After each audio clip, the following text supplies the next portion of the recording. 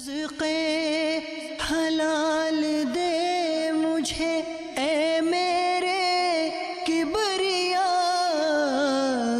देता हूँ तुझको आस्ता तेरे हबीब का, देता हूँ तुझको आस्ता तेरे हबीब का। अल्हम्दुलिल्लाहि रब्बिल आलमीन वस्सलातु वस्सलामु अला सय्यिदिल अंबियाइ वल मुरसलीन अम्मा बअदु फ़अऊज़ु बिल्लाहि मिनश शैतानिर रजीम बिस्मिल्लाहिर रहमानिर रहीम वस्सलातु वस्सलामु अलैका या रसूलल्लाह व अला आलिका व अस्हाबिका या हबीबल्लाह, अस्सलातु वस्सलामु अलैका या नबियल्लाह व अला आलिका व अस्हाबिका या नूरल्लाह। नबी रहमत शफ़ी उम्मत मालिक जन्नत सरापा रहमत सल्लल्लाहु तआला अलैहि व आलिहि वसल्लम का फरमाने आली शान का मफ़हूम है कि तुम अपनी मजलिसों को मुझ पर दुरूद पाक पढ़कर आरास्ता करो, क्योंकि तुम्हारा ये दुरूद पाक पढ़ना बरोज़े क़यामत तुम्हारे लिए नूर होगा।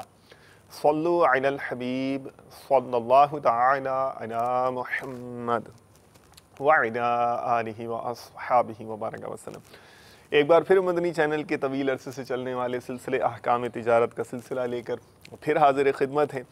पिछले दो एपिसोड से, दो सिलसिलों से आपको इस आने वाले सिलसिले के हवाले से कुछ ना कुछ इंट्यूशन जो है, इंफॉर्मेशन, मालूमात दी जा रही हैं। और ये अर्ज़ करता चलूँ कि आज का जो सिलसिला है ये दो लिहाज से बहुत इंटरेस्टिंग होगा। मेरी जो ज़ाती राय है वो यूँ, पहली बात तो यह है कि जिस शोबे को आज हम कवर करने जा रहे हैं, कॉमन मैन का, एक आम आदमी का उससे बहुत गहरा ताल्लुक़ यूँ बनता है कि ये हमारे रोज़मर्रा की ग़िज़ाओं में ये जुज़ शामिल है। और ज़ाहिर है कि जब ग़िज़ा में शामिल है तो अक्सर आज नहीं तो कल, कल नहीं तो परसों इससे वास्ता पड़ता है, और इसके बारे में मालूमात होना ज़ाहिर है, आप समझते हैं कि देखिए इस लिहाज से इसकी अहमियत बढ़ जाती है। और दूसरा इंटरेस्टिंग पॉइंट ये है कि दुनियावी लिहाज से भी आज आपको बड़ी दिलचस्प मालूमात मिलने का ठीक चांस है। क्यों, थोड़ा सस्पेंस भी रहना चाहिए। अल्हम्दुलिल्लाह मुफ्ती साहिब दारुल इफ्ता अहले सुन्नत के ये हमारे दरमियान मौजूद हैं, और जैसा कि आप जानते हैं दारुल इफ्ता अहले सुन्नत के मुफ्ती साहिब अल्हम्दुलिल्लाह अहकाम तिजारत में आपके किए जाने वाले सवालात हैं, क्वेरीज़ हैं या उलझन है, या आप कोई डील करने लगे हैं, कोई सौदा करने लगे हैं, माल ख़रीदना चाहते हैं, बेचना चाहते हैं, इसके बारे में उठने वाले सवालात हैं, शरीयत मुतहरा की क्या तालीमात हैं, शरीयत मुतहरा क्या कहती है, गलत क्या है, सही क्या है, दुरुस्त कैसे हो सकता है, इस तरह की बहुत सारी बातें ये मुफ्ती साहिब की खिदमत में पेश की जाती हैं। और हमारे इस्लामी भाई अल्हम्दुलिल्लाह मुताले का शोबे इंडस्ट्री में उतर जाते हैं, वहाँ से ताल्लुक़ रखने वाले लोगों से सवालात लेते हैं, और मुफ्ती साहिब हमें अल्हम्दुलिल्लाह शरीयत मुतहरा की रोशनी में ऑथेंटिक, मुस्तनद और मुहताज जवाब अता फरमाते हैं। जी हाँ, ये भी अल्हम्दुलिल्लाह दावत इस्लामी का ख़ासा है। तो आपसे बहुत सारी बातें कर ली, पहले मैं मुफ्ती साहिब से दो चार बातें कर लूँ, फिर आपको एक बहुत इंपॉर्टेंट चीज़ भी आपसे डिस्कस करनी, जिसका मैंने सस्पेंस छोड़ा है। अहलन व सहलन व मरहबन, माशाअल्लाह। मुफ्ती साहब, मैंने अभी टॉपिक तो डिस्क्लोज़ नहीं किया है, मैं चाहूँगा कि आप उसको डिस्क्लोज़ करें और मैं वो चीज़ डिस्क्लोज़ करूँ जो आपके तो इल्म में है, लेकिन हमारे नाज़रीन के इल्म में इंशाअल्लाह उस वक्त आएगी जब हम मदनी चैनल पर उसको ऑन एयर करेंगे। कोई ख़ास रीज़न या कोई ख़ास मैकेनिज़्म है इस मौजू को चुनने से मुतालिक जो आज के सिलसिले में हमने चुना है, अगरचे हम पिछले दो सिलसिलों में इशारा दे चुके हैं, बात कर चुके हैं इस पर कि हम किस पर बात करेंगे? अल्हम्दुलिल्लाहि रब्बिल आलमीन वस्सलातु वस्सलामु अला सय्यिदिल अंबियाइ वल मुरसलीन अम्मा बाद फ़अऊज़ु बिल्लाहि मिनश शैतानिर रजीम बिस्मिल्लाहिर रहमानिर रहीम। हमारे सिलसिले का बुनियादी जो मकसद है वो है तिजारत, ज़राए आमदनी के जितने भी शोबाजात हैं उनमें से किसी एक को लिया जाए और उन्हीं शोबे से वाबस्ता लोगों से सवालात लिए जाएं और उन सवालात पर मुश्तमिल सिलसिला किया जाए, ताकि बतौर ख़ास उस फील्ड से जो लोग वाबस्ता हैं, जो भी दुनिया भर में इस तरह देखते हैं, उनके जहनों में भी जो सवालात होते हैं उसका जवाब उन्हें मिल सके। माशाअल्लाह। अच्छा, इंसानी नफ्सियात ये है, जैसे किसी का शादी हो, ठीक है, और मिसाल के तौर पर मदनी चैनल पर शादी के ताल्लुक से कोई मुकालमा हो रहा हो, ठीक, वो फ़ौरन ठहर जाएगा। बहुत प्यारी फ़ौरन ठहर मिसाल दी जाएगा। आपने। यार क्या बयान हो रहा है शादी के हवाले से, पता तो करूँ। मतलब रसूमात के हवाले से बातें बयान हो रही हैं, या दावतों के आदाब के लिहाज से बातें बयान हो रही हैं। बहुत खूब। तो ये एक इंसानी नफ्सियात है कि वो उससे मुताल्लिका जो भी चीज़ें हैं उसमें दिलचस्पी लेता है। एक तो दिलचस्पी लेता है, फिर उसके जहन में सवालात उठते रहते हैं। बहैसियत मुस्लिम बहुत सारे सवालात उठते हैं। ठीक है, कि यार ये काम हम कर रहे हैं सही भी है कि नहीं सही सही है, सही है। बाज़ का गलत होना वाज़े होता है, लेकिन बाज़ लोग ऐसे होते हैं कि उन पर वाज़े नहीं होता। ओके। यानी जो उलमा के अरीब करीब रहने वाले लोग होते हैं, दीनी इज्तिमात में आने वाले होते हैं, जी जी, उनको पता होता है कि ये गलत है। जो बिल्कुल कटे होते हैं, उनको अगर पता चल जाए ये गलत है तो वो बाज आ जाते हैं, नहीं करते। माशाअल्लाह।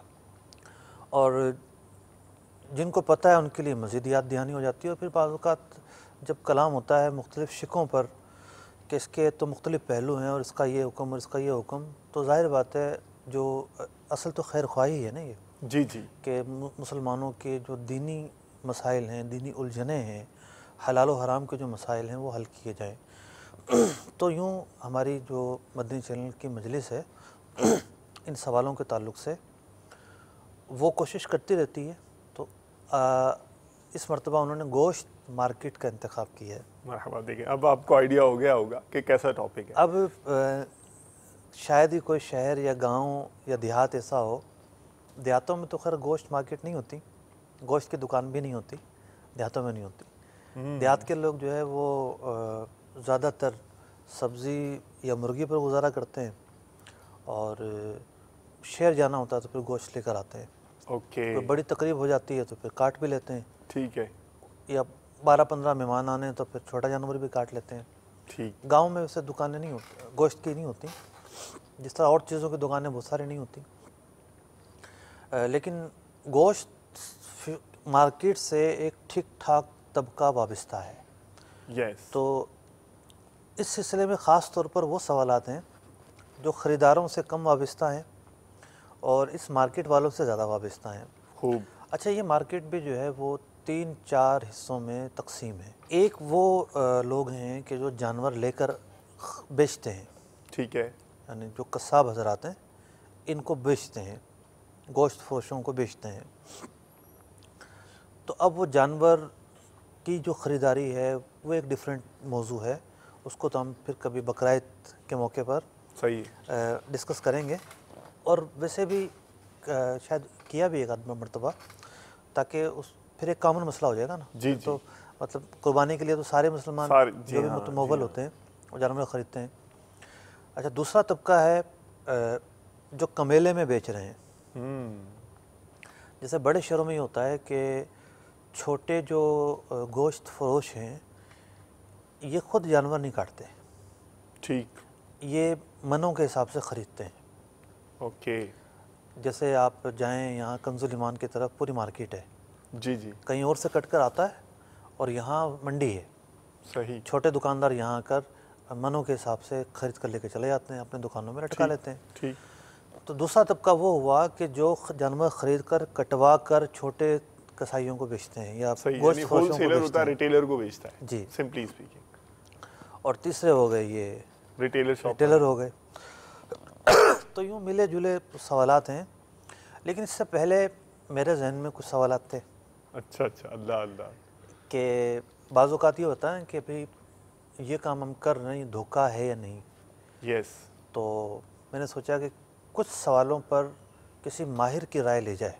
बहुत खूब।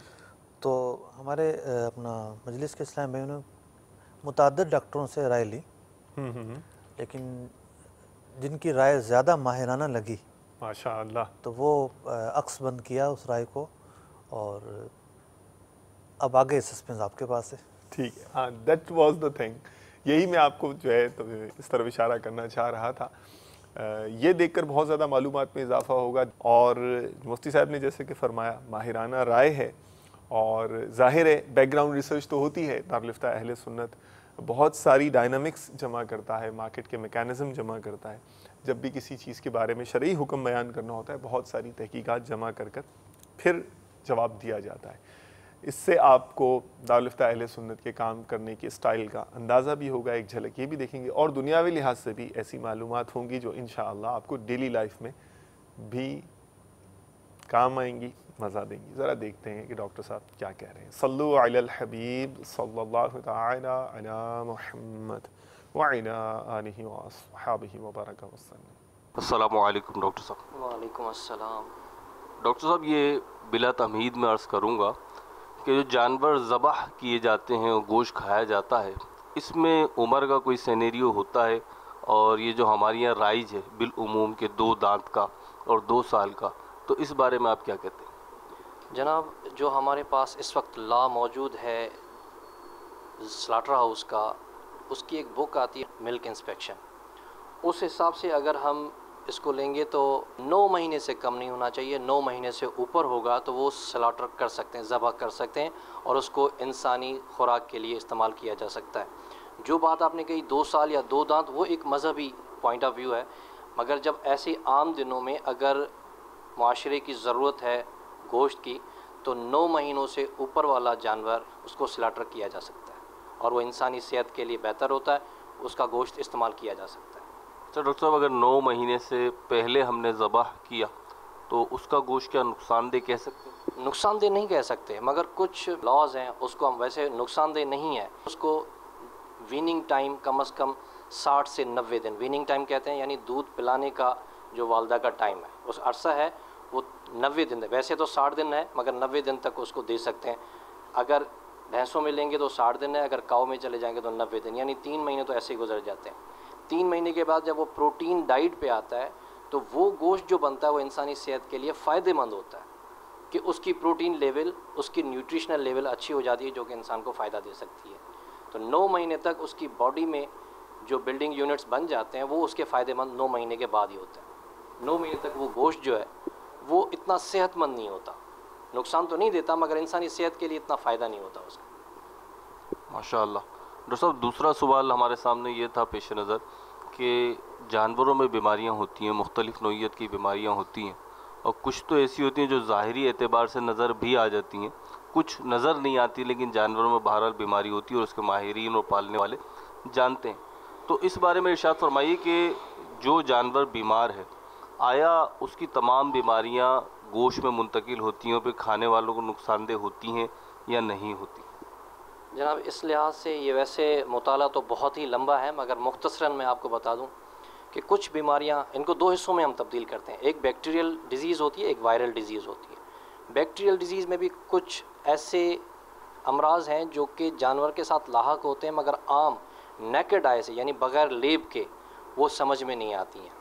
ऐसे कोई वेटनरियन कह दे कि जी इसको ब्रूसेलोसिस है, विदाउट लेब रिपोर्ट वो हम उसको ऐसे नेकेड आई से डायग्नोज नहीं कर सकेंगे। इसको ट्यूबरकुलोसिस है, कुछ अलामात हैं जो कि डिफरेंशियल डायग्नोसिस आप कर सकते हो, मगर उसकी भी लेब रिपोर्ट, और ऐसी हमारे पास पाकिस्तान में सहूलत कम है। गवर्नमेंट की CVDL यानी सेंट्रल वेटनरी डायग्नोस्टिक लेबॉरेटरीज़ हैं, मगर वो इतनी वायबल नहीं है जो कि आम इस कमर्शियल बिज़नेस में मुहैया हो सकें। तो वो ऐसी डिज़ीज़ हैं जो कि जानवर के अगर गोश्त में हैं और वो गोश्त इंसान खाता है तो वो इंसानी सेहत के लिए नुकसानदेह। 2 या 3 मैं आपको नाम ले लेता हूँ। ब्रूसेलोसिस, ट्यूबरकुलोसिस, और एक एंथ्रेक्स है, और एक लिस्टीरियोसिस, जिसमें 2 ऐसी डिजीज़ हैं जैसे ब्रूसेलोसिस और ट्यूबरकुलोसिस जो कि आम है। अगर ब्रूसेलोसिस डिजीज़ उस जानवर को है, अगर उसका गोश्त इंसानी उसके लिए इस्तेमाल किया जाता है वो तो इंसानी सेहत के लिए नुकसानदेह है। अगर ट्यूबरकुलोसिस उस जानवर को है और वो गोश्त इंसान इस्तेमाल करता है तो वो इंसानी सेहत के लिए नुकसानदेह है। मगर लिस्ट में अगर देखेंगे तो 5-6 ऐसी बीमारियां हैं। ब्रूसेलोसिस है, ट्यूबरकुलोसिस है, लिस्टीरियोसिस है, एंथ्रेक्स है, साल्मोनेलासिस है, और एक ऑर्गेनिज्म होता है जो कि आम ह्यूमन डॉक्टर से भी पूछेंगे, इकोलाई जो कि आंतों पे रहता है, वो बड़ी मुश्किल से जो है ना वो डिस्ट्रॉय होता है किसी भी मेडिसिन से। अगर किसी जानवर को आंतों की कोई ऐसी डिजीज़ है जिसमें इकोलाई सस्टेन कर रहा है तो वो भी इंसानी सेहत के लिए ख़तरनाक है।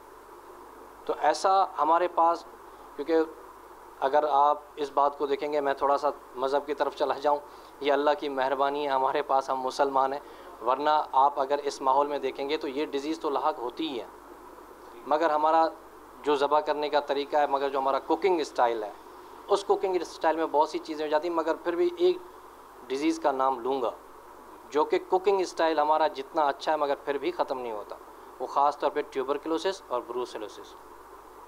ये दोनों ऐसी डिज़ीज़ हैं कि भले आप उसको 100 बॉइलिंग पॉइंट पे इस्तेमाल पका लें, वो ख़त्म नहीं होते। वो उसकी स्पोर फॉर्मेशन ऐसी होती है कि वो बॉइलिंग पॉइंट से भी नहीं टूटती। अगर जानवर को ब्रूसेलोसिस है, ट्यूबरकुलोसिस है, उसका भले खाना गोश्त का अच्छा बना लें मगर फिर भी वो इंसानों को हो सकती है। डॉक्टर साहब, हमारे नाजरीन के लिए कोई ऐसा पहलू जो आम फ़र्द जो है उसको पहचान ले, या यूँ के लिए उसके मैक्सिमम अमाउंट को पहचान ले कि आया वाकई में ये जानवर बीमार है और मुमकिन तौर पर ये इंसानी सेहत के लिए नुकसानदेह हो? क्योंकि जाहिर सी बात है, जो टर्म्स आपने यूज़ की और फिर जो जानवर बीमार है उसको तो एक डॉक्टर और फिर लैब वगैरह का आपने सब बताया, लेकिन आम शख्स कैसे तशख़ीस करे कि आया इस जानवर का गोश्त मेरे लिए मुफीद होगा या नहीं?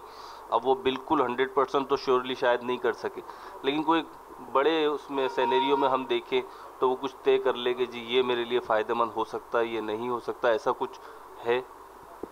देखिए सर, जो ज़ाहिरी बीमारियां इस वक्त आम आदमी डायग्नोज भी कर सकता है तो वो इंसानी सेहत के लिए ख़तरनाक हैं भी नहीं। मैं मिसाल दूंगा कि ज़ाहिरी तौर पे एक दो बीमारियां ऐसी हैं कि वो जानवर को होती हैं तो आम इंसान समझ जाता है, जैसे FMD मुँह खुर। ये शहर के आदमियों को भी पता लग जाता है कि यार इस जानवर को मुँह खुर है, क्योंकि उसकी ज़बान पे छाले, मुँह पे छाले, पैरों पे छाले, मगर उसका गोश्त अगर खाया जाए तो वो ट्रांसफरेबल नहीं है। वो बीमार भी होगा FMD में, अगर उसको ज़बह भी किया गया, वो इंसानों ने खाया तो वो नुकसानदेह नहीं है, क्योंकि वो हिस्ट्री है मेडिकल साइंस की कि वो ट्रांसफरेबल नहीं है, जानवर से इंसान में ट्रांसफ़र नहीं होगा। तो अगर इस पहलू को आप लेंगे तो आम इंसान के लिए बहुत मुश्किल है कि वो ख़ुद तशख़ीस कर ले कि ये गोश्त या ये जानवर, इसका गोश्त मेरे लिए सेहत के लिए नुकसानदेह तो मैं इसको ना खाऊं। वो नहीं कर सकता। इसमें इन्वॉल्व होगी गवर्नमेंट कि जो हमारे डायग्नोस्टिक लेबॉर्ट्रीज़ हैं वहाँ से उनकी लैब रिपोर्ट्स हो जाए और वो इसको इशू करें कि ये जानवर खाने के लायक नहीं है। आम इंसान कभी भी तशख़ीस नहीं कर सकता। मैंने जो दो बीमारियां बताई वो तो आम आदमी को पता भी नहीं लग सकता कि इसको ट्यूबरकुलोसिस है या ब्रूसेलोसिस है, वो वेटनरियन ही बता सकता है। और वेटनरियन भी वो कि जो एक अरसा एक्सपीरियंस गुजार चुका हो तो वो ब्रूसेलोसिस के कुछ साइन एंड सिम्टम्स हैं वो बता सकेगा कि हाँ इसको ब्रूसेलोसिस है। कुछ ऐसे साइन एंड सिम्टम्स ट्यूबरकुलोसिस के भी हैं तो वो वेटनरियन बता पाएगा कि हाँ जी ये इसको ट्यूबरकुलोसिस है, वरना तो ये डिज़ीज़ जो है वो लैब रिपोर्ट्स के बगैर बताई नहीं जाती। और जो ऐसी डिज़ीज़ हैं जो कि आप नेकेड आई से देख सकते हैं मगर वो इंसानी सेहत के लिए कहीं भी बुक्स में ऐसा रेफरेंस नहीं है कि FMD वाला जानवर नहीं खा सकते।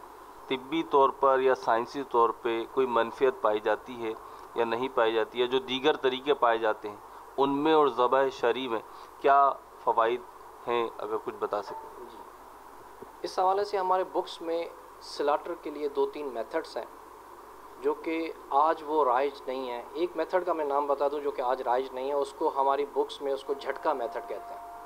झटका मेथड ये था कि लाइन में जानवरों को खड़ा किया गया और एक ही उससे स्लाटर हाउस का एक बना होता था, नाइफ बना होता था, उससे उसको ख़त्म करते थे, उसकी पूरी गर्दन कट के एक तरफ गिर जाती थी और जानवर का गोश्त। हमारे जो प्रोफेसर्स हैं उन्होंने इस चीज़ से हमें आगाह किया कि ये मेथड इसलिए राइज नहीं है आज कि इससे ज़बह करने के बाद एक तो मीट ज़्यादा देर लाइव नहीं रहता था, दूसरा है कि ब्लड का इखराज नहीं होता था जिस वजह से वो गोश्त काला होता था, और गोश्त काला होने के साथ साथ वो मुज़र सेहत भी था क्योंकि जब ब्लड का इखराज प्रॉपर नहीं होता तो बैक्टीरिया वहाँ उसकी बॉडी में से जो कि डिज़ीज़ लाहक है वो उसका इखराज नहीं होता। इसलिए आज हम इसको एक्सेप्ट इसलिए करते हैं, जो हमारा शरई लिहाज से है उसको जब हम तकबीर देते हैं और हम उसको ज़बह करते हैं तो ब्लड का इखराज बहुत ज़्यादा होता है जिससे बैक्टीरियल इन्फेक्शन का भी इखराज हो चुका होता है और उसका मीट भी साफ़ सुथरा रहता है।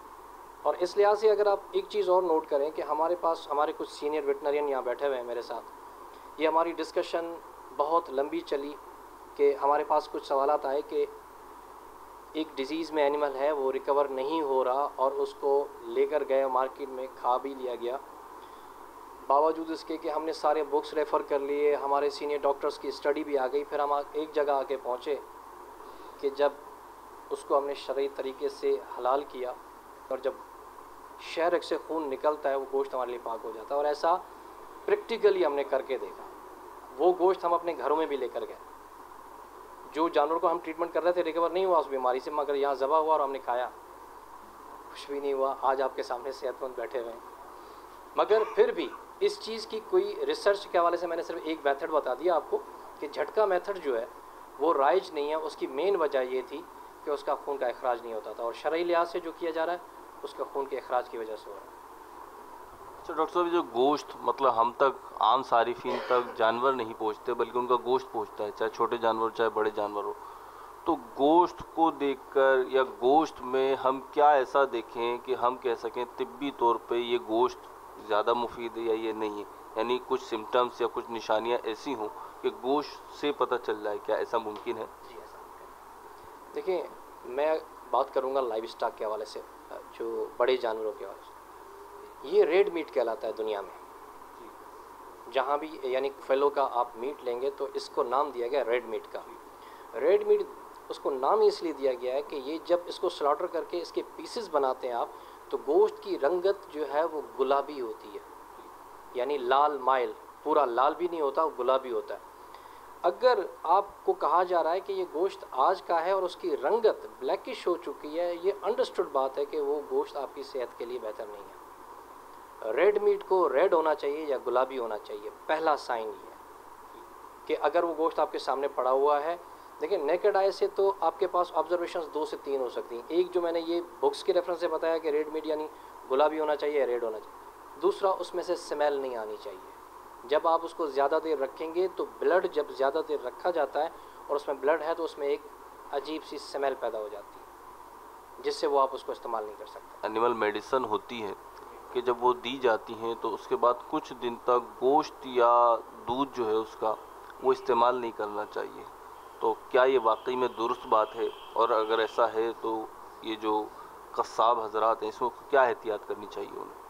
देखिए जी, ये तो कसाब हजरात के से ज़्यादा गवर्नमेंट पे लागू होती है बात कि स्लाटर हाउस बने हुए हैं पूरे कराची में। अगर कोई एनिमल बीमार आता है वहाँ पर उसकी लैब रिपोर्ट होनी चाहिए, क्योंकि हर मेडिसिन के ऊपर, जो भी फार्मास्यूटिकल कंपनी मेडिसिन बनाती है उसके ऊपर विथड्रॉल पीरियड लिखा होता है। एक वेटनरी डॉक्टर उसका इलाज करने गया, एक मैं डिज़ीज़ का नाम ले लेता हूँ कि मैंने एफएमडी का ट्रीटमेंट किया, जानवर को मैंने एफएमडी का एक टेन्योर था, मैंने ट्रीटमेंट किया, वो ट्रीटमेंट से जानवर रिकवर हो गया। अब वो कह रहा है कि मेरे बाड़े के लिए प्रोडक्टिव नहीं है, मैं इसको सेल आउट कर देता हूँ कसाब को। यहाँ पर गवर्नमेंट की इन्वॉल्वमेंट ज़्यादा होना चाहिए। या तो हमारा एक अखलाकी मयार होना चाहिए कि मैं अगर डेयरी फार्म ओनर हूँ तो मैं चाहूँ कि यार इस मेडिसिन लगाने के बाद डॉक्टर साहब ने कहा था कि इसका दूध 7 दिन इस्तेमाल नहीं करना, इसका गोश्त 14 दिन इस्तेमाल नहीं करना, तो मैं इसको कसाब को बेचूँ ही नहीं। जब तक कि इसके 15 दिन सेहतमंदी के मेरे बाड़े में नहीं गुजर जाते तब तक मैं इसको ना बेचूँ। दूसरी बात यह है कि अगर क्वारंटीन खुद करता, अगर गवर्नमेंट इसमें इन्वॉल्व हो जाए कि स्लाटर हाउस पे उसकी लैब रिपोर्ट आ जाए, ब्लड से उसकी रेजिड्यूज़ का पता लग जाता है कि इसकी बॉडी में अभी फ़लाँ मेडिसिन के रेजिड्यूज़ हैं। ऐसी टेक्नोलॉजी मौजूद है कि अगर उसका ब्लड लिया गया और उसको लैब रिपोर्ट की गई तो वो बताएगी कि फ़लाँ मेडिसिन के रेजिड्यूज़ अभी इसकी ब्लड में हैं, इसकी ब्लड अभी इससे साफ़ नहीं हुई है। जब उसकी क्वारंटीन में रखा गया, 10 दिन के बाद उसका ब्लड टेस्ट किया गया, पता चला कि अब इसका ब्लड मेडिसिन से बिल्कुल प्योर है, रेजिड्यूज़ ख़त्म हो गए, अब उसको स्लाटर के लिए भेज दीजिए आप। इस पर यानी एक हैंड से काम नहीं हो सकेगा। इसमें अगर कसाब है, मैं अकेले कसाब को इस चीज़ का ज़िम्मेदार नहीं ठहराऊँगा, इसमें डेयरी फार्मर ख़ुद भी ज़िम्मेदार है, कसाब भी, पूरी चेन है। इस स्लाटर हाउस पे जब ये एनिमल जाता है तो ये वहाँ के गवर्नमेंट डॉक्टर की ज़िम्मेदारी बनती है कि वो उसकी पूरी हिस्ट्री ले कि ये एनिमल कहाँ से लाए हो आप, क्यों इसको स्लाटर कर रहे हो, क्या इसकी पेडिग्री आपने चेक की है कि ये अब स्लाटर के लिए जा रही है। क्योंकि अभी तो यहाँ पर एक ऐसा एनिमल भी स्लाटर किया जाता है जिसको अभी और दूध देना है, मगर बाड़े वाले ने अपनी इकॉनमी सेट करने के लिए उस एनिमल को भी स्लाटर करवा दिया क्योंकि उसको पैसों की ज़रूरत है। जब यहाँ ये हो रहा हो, या फिर बीमार जानवर जो कि रात तक उसका ट्रीटमेंट हो रहा है, उसको मेडिकेशन लग रही है, सुबह तक देखा सही नहीं हुआ, उसने कसाब को बेच दिया, कसाब स्लाटर हाउस पे ले गया, स्लाटर हाउस पे उसको ज़बह करके मार्केट में बेच दिया गया। ज़ाहिरी तौर पे देखने में जानवर तो ठीक नज़र आता है, चले उस बीमारी से ठीक हो गया था, मगर उस मेडिसिन का जो विड्रॉल पीरियड था वो क्वारंटीन में रखना था उन्हें। डॉक्टर साहब, ये विड्रॉल पीरियड जो है जानवरों का मुख्तलिफ दवाओं का मुख्तलिफ होता है, लेकिन कम से कम या ज़्यादा से ज़्यादा कितना होता है? कम से कम 7 दिन है, ज़्यादा से ज़्यादा 21 दिन। किसी मेडिसिन का 7 दिन है, किसी का जो, और ये भी थोड़ा सा डिफरेंस है, मिल्क में कम है, मीट में ज़्यादा है, कहीं मीट में ज़्यादा है, कहीं मिल्क में कम है। मुख्तलिफ मेडिसिन का मुख्तलिफ जो है वो सिनेरियो है। 7 से 21 दिन का। माशाअल्लाह। जी मुफ्ती साहब, क्या कहना चाहेंगे इससे पहले कि मैं आगे वीडियो कॉल्स और ऑडियो कॉल्स की तरफ जाऊँ? जिन्होंने अपने माहिराना राय से और मुफीद मशवरों से आगाह किया। काफ़ी कुछ बातें तो ऐसी हैं कि वाकई नहीं है। जैसे उन्होंने कहा कि कानून है ये कि 9 माह से कम का जानवर ज़बा नहीं हो सकता। कानून के एतबार से बात की, जी जी, शरीयत एतबार से तो हो सकता है, वो हलाल हो, ज़बा के बाद वो हलाल होगा। फिर उन्होंने गुफ्तगू की जानवर की बीमारियों की, बैक्टीरिया और वायरल के एतबार से 2 किस्में की। पहले तो एक शरई मसला है, उसको मैं वाज़े करूँ। जी जी, ये जो कॉन्सेप्ट है कि बीमारियां उड़कर लगती हैं, अहादीस मुबारका में इस पर काफ़ी कलाम ठीक, मतलब किया गया है और नफ़ी की गई है, ऐसा नहीं है। लेकिन इनकी डॉक्टर साहब की गुफ्तगू बैक्टीरिया जो बीमारियां हैं उस पर ही थी ज़्यादातर, वो उस हदीस के ख़िलाफ़ भी नहीं है। यानी बैक्टीरियाज तो वो कीड़े हैं ना जो बहुत छोटे हैं, जो हमें नज़र नहीं आ रहे, जी जी, लेकिन खुर्दबीन से जब हम देखते हैं तो नज़र आते हैं। अब कुछ बैक्टीरियाज ऐसे हैं जो इंसान के लिए मुफीद होते हैं, कुछ नुकसानदेह होते हैं। तो जब गोश्त के अंदर वो बैक्टीरियाज हैं, यानी वो बारीक कीड़े हैं, और वो कीड़े ही जब इंसान के जिस्म में जा रहे हैं, तो ये वो कंसेप्ट यहाँ नहीं है कि जनाब उड़ कर जा रहे हैं या उनकी वजह से लग रही है। ये तो एक खुद वो बैक्टीरियाज ही इंसान के अंदर उतर रहे हैं, उसकी बुनियाद पर इन्होंने कलाम किया है।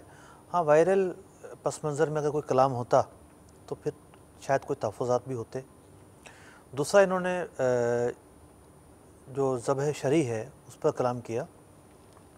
हमारे जो गोश्त फरोश हज़रात हैं, गोश्त बेचने वाले, तो इनके लिए तो ये बहुत ज़्यादा मतलब कि एक मालूमाती होगा जी जी, कि जिस तरीके से दीन इस्लाम ने जानवर ज़बह करने का कहा है, तो साइंस और डॉक्टर्स ये कहते हैं कि ये तरीका इंसानी सेहत के लिए बहुत मुफीद है।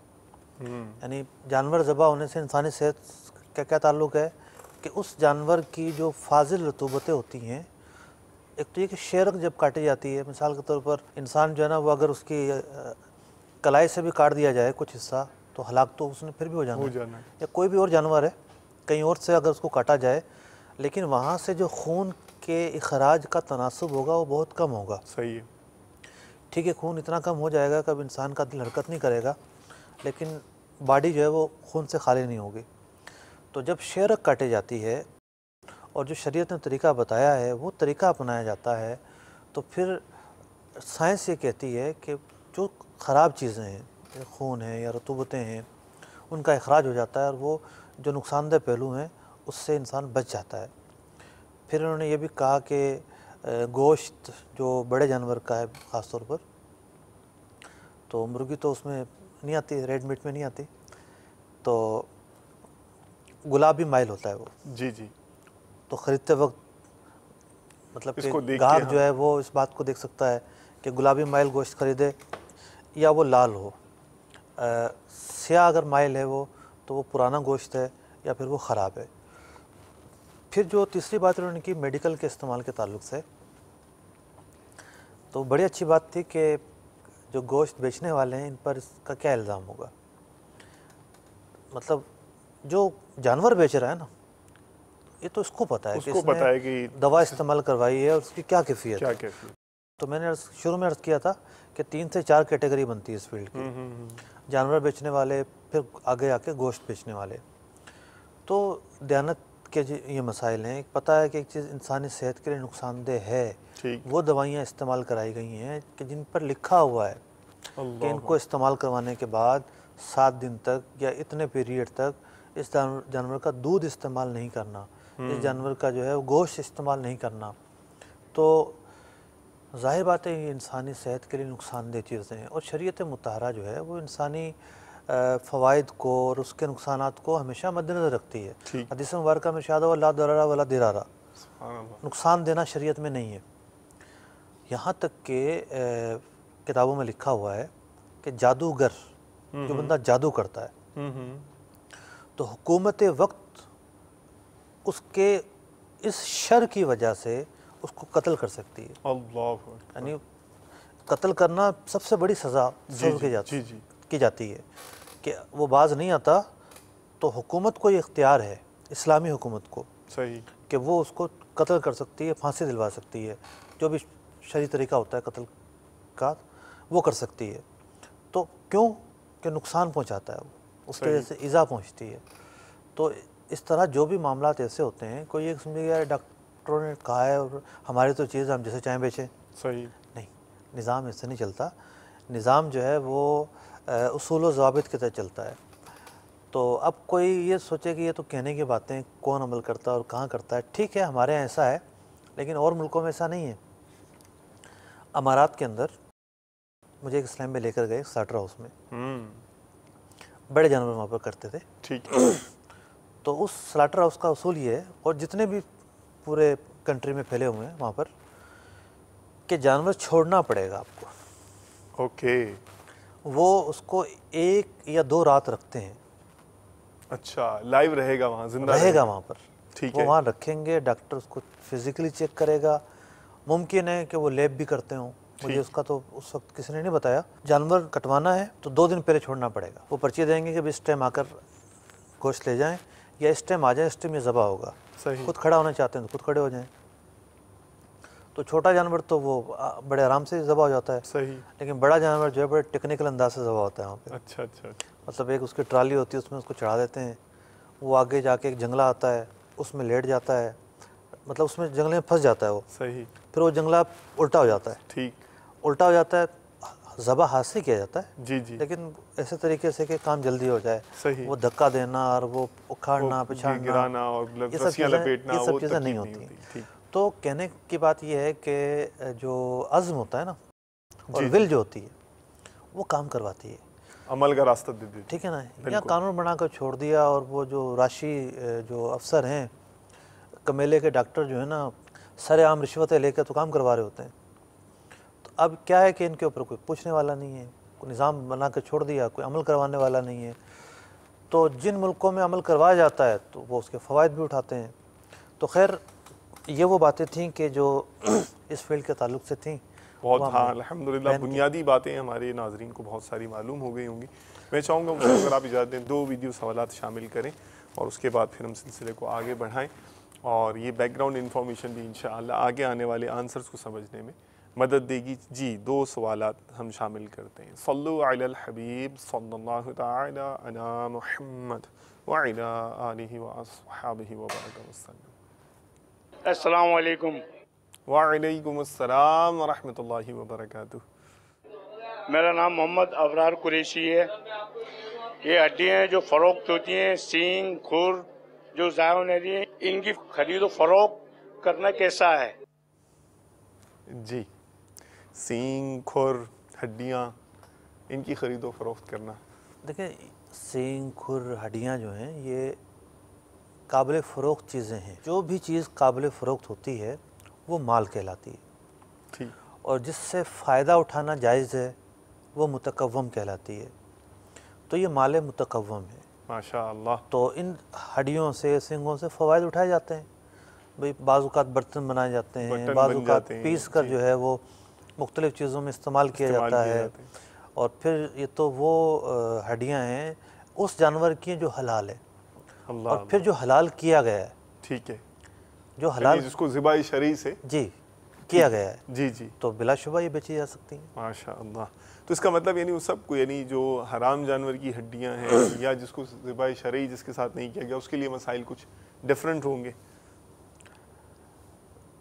जो हराम जानवर हैं उसकी जो हड्डियां हैं वो तो पाक होती हैं, ठीक, यानी जब उससे गोश्त हट जाएगा ना, जी जी जी, गोश्त से मिसाल के तौर पर तेज़ाब में डाल दिया, ठीक, एक मिसाल है, और गोश्त हट गया, चिकनाई दूर हो गई, जो हड्डी है वो तो पाक है, ओके। लेकिन वो जो पूरा उसका वो सब कुछ है वो नापाक है। लेकिन अगर ज़बह शरीर से किया है तो नापाक नहीं कहलाएगा, खाना हराम होगा। ठीक ठीक। जैसे थूक है, थूक चाटना थोड़ी जाता है, दिल नहीं जाता, या जो है वो मिट्टी जो है वो खाई थोड़ी जाती है, लेकिन जो मिट्टी है वो पाक तो है। सही है। तो खैर ये तो एक अलग बहस होगी बतौर सवाल, इस मसले यहाँ हमारी जो गुफ्तगू इससे कोई ताल्लुक़ नहीं है। जो हलाल जानवर हैं ज़बह शरी किया गया है उनकी हड्डियाँ बेचने में कोई भी मुज़ायका नहीं है। ठीक है, दूसरे क्वेश्चन की तरफ चलते हैं जी। मेरा नाम मोहम्मद गुलजार, मैं गोश्त का दुकानदार हूँ। मेरा मुफ्ती साहब से सवाल ये है कि मैं कहीं भी किचन होटल वगैरह पे कहीं गोश्त की सप्लाई के लिए जाता हूँ, मेरा गोश्त मालिक से मेरी बात हो जाती है, वो मुझे ऑर्डर देते हैं, मैं देता हूँ, तो लेबर जो है ना मेरे गोश्त में निकालती है, अच्छे भले गोश्त में, वो कमीशन के उसमें होती है कि मूड में मैं कमीशन दूँ, तो मुझे इरशाद फरमा दीजिए कमीशन देना कैसा है? मतलब ये नहीं हमको कुछ मिले तो फिर हम तुम्हारी डील करवाएंगे, वरना तो तुम बिजनेस करना है तो हमसे तुम्हें बना के रखनी पड़ेगी और हमारी खिदमत करनी पड़ेगी, और वरना तो ठीक है। बहुत हैं दुकानदार, एक के बाद बी है, बी के बाद सी है। ये वही सवाल है जिस पर हमने 2-3 सिलसिले पहले गुफ्तगू की थी जी, कि आपने कहा था रिश्वत और इतना बड़ा पैमाना और ये वो, शायद वही उसी तरफ इशारा फरमा रहे। वही मसला ये सही कि मालिक से मायदा हो गया कि ठीक है हम आपको रोज़ाना आके इतना गोश्त सप्लाई किया करेंगे। अब जो मुलाजमीन है वो बिला वजह के पक्ष निकालते हैं कि तुम्हारा गोश्त तो यूँ है, तुम्हारा तो यूँ है, और इनके बकौल ऐसा होता नहीं है। जो उर्फन जिस तरह का गोश्त होता है या जो आर्डर होता है उसके मुताबिक होता है। सही। तो अब उनका मकसद ये होता है कि पैसे खिलाए जाए, तो देखिए पैसे खिलाना तो जायज़ नहीं है। ठीक। पैसे खिलाना उस मौके पर रिश्वत है। अच्छा, रिश्वत और ब्लैकमेलिंग ये ऐसे लफ्ज़ हैं कि ये मिजाज को चुभते कितने हैं, लेकिन हम इस तरह का काम करते हुए शायद ये ब्लैकमेलिंग में भी मुसब नहीं आता होगा। ये चीज़ें तो बाज़ औक़ात वाइट कॉलर जुर्म है। वाइट कॉलर समझते ही नहीं है। एक साहब कहने लगे कि हम करें क्या, जब तक मैनेजर को यह ना कहें कि आओ भाई ज़रा आज डिनर रखा है आपके लिए, तो मीटिंग करते हैं, उसको डिनर देते हैं। डिनर देने के बाद बाकायदा मुआहदा होता है उससे कि आपने जो है मेरा माल पास करवाना है और इसमें कोई जो ना वो ऐसी चीज़ नहीं निकालनी। उस बाकायदा तय होता है कि वो इतने लेगा, फिर जाकर माल निकलता है। अल्लाह। तो अब वो मैनेजर साहब उसको एक पैकेज समझकर वो एंजॉय करते हैं, हालांकि वो माल रिश्वत है। हाँ, अल्लाह अकबर। अल्लाह तबारक व तआला में माल हराम से महफूज फरमाए। तीसरा सवाल चलाइए जो वीडियो सवाल की सूरत में है। सल्लु अलल हबीब सल्लल्लाहु तआला अला मुहम्मद व अला आलिहि व अस्हाबिहि व बरका वसल्लम। अस्सलामु अलैकुम। व अलैकुम अस्सलाम व रहमतुल्लाहि व बरकातुहू। मेरा नाम मोहम्मद रिजवान अत्तारी है।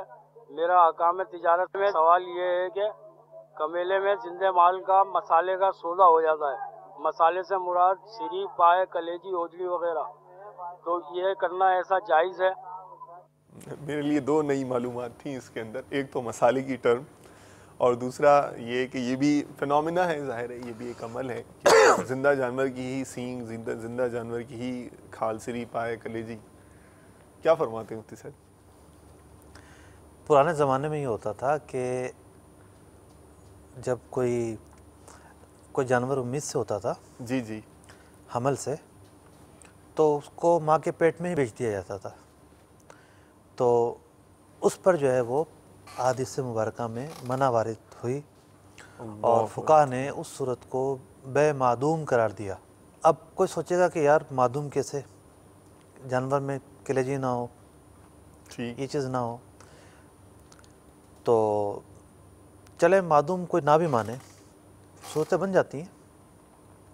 लेकिन इतना ज़रूर है कि ख़रीद व फ़रोख्त का एक उसूल है।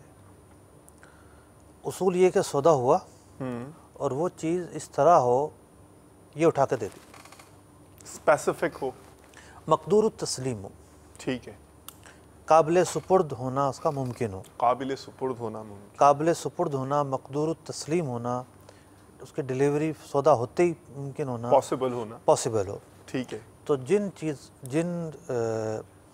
सौदों में चीज़ें काबिल तस्लीम नहीं होती, मिसाल के तौर पर किसी ने अपने घर की छत में लगे टीयर गार्डर बेच दिए, ठीक है, तो यही ले जाओ। हाँ, अब लेके कैसे जाए?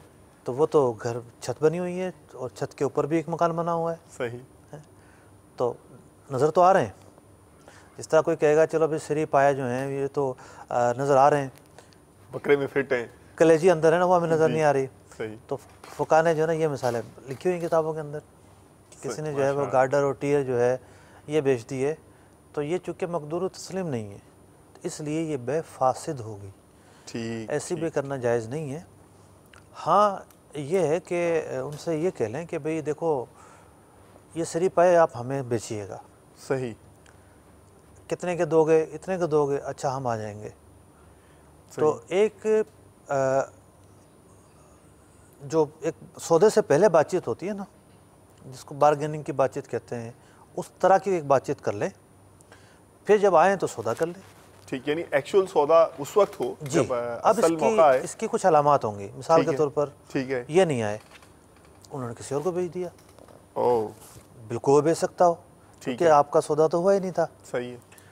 तो हाँ, अखलाकी तौर पर उसको कह दिया कि यार आप हमें बेचिएगा, हम लेट से हो तो रख लीजिएगा, लेकिन सौदा ना करें। जब वो जानवर ज़बा हो जाए, वो चीज़ें जुदा हो जाएं जिस्म से, काबिल तस्लीम सूरत में आ जाएं, उनको उठाकर देना मुमकिन हो, ज़ाहिर बात ज़बा होने के बाद तो मुमकिन होता है। जी जी। तो फिर जाके आप सौदा करें। ठीक है, बहुत शुक्रिया, आपने हल तो भी टाइमिंग का मसला है। मेन जो चीज़ है, जो ख़राबी आ रही है शरीयत बार से, वो एक टाइमिंग की बुनियाद पर आ रही है। सही। एक टाइमिंग ऐसी थी, अच्छा बहुत सारे रीज़न हो सकते हैं, यानी सौदे का मतलब ये है कि फिर आपको बेचना होना पड़े।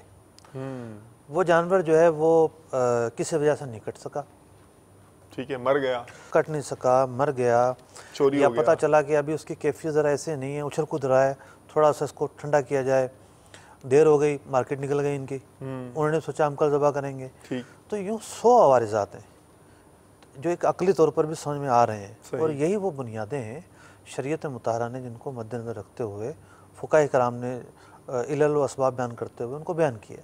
ठीक, जज़ाकल्लाहु खैरन मुफ्ती साहब। रिज़्क़े हलाल दे मुझे ए मेरे किबरिया,